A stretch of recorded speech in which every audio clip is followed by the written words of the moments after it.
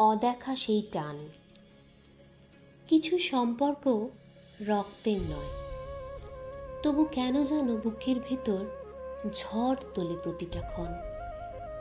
অদ্ভুত এক টান, যার কোনো নাম নেই, কোনো পরিচয়ও নেই। কাছে নেই সে, তবু নিঃশ্বাসে মিশে থাকে তারই উপস্থিতি। চোখ বন্ধ করলেই মনে হয় এই তো ঠিক পাশেই দাঁড়িয়ে আছে। হয়তো কোনো এক মুহূর্তে অজান্তেই ছুঁয়ে গেছিল মনটা। সেই একটুকু স্পর্শই আজ হয়ে উঠেছে অসীম অনুভূতির কারণ। দূরে থেকেও টানে সে, অদৃশ্য কোনো সুতোয় বাঁধা আমি।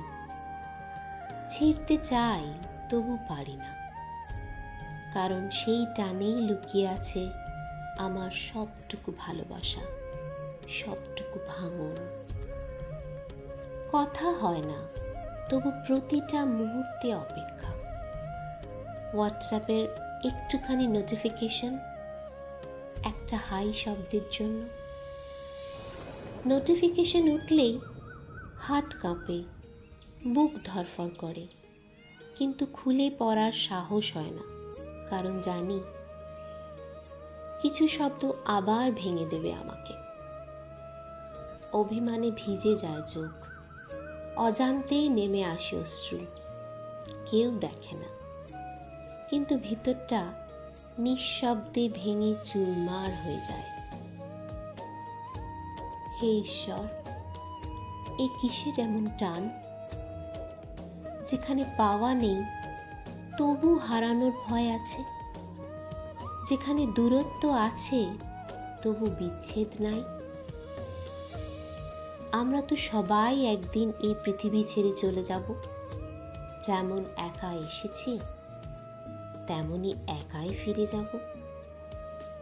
তবে কেন এই মায়া, কেন এই অবুঝ হৃদয়ের জড়িয়ে পড়া?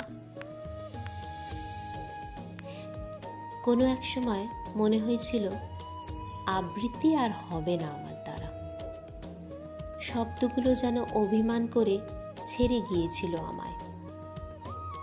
কিন্তু আজ এই আবৃত্তিকেই বেছে নিয়েছি আমি, আমার সব না বলা অনুভূতি, নিঃশব্দ কান্না আর ভাঙা মন প্রকাশিত করার জন্য।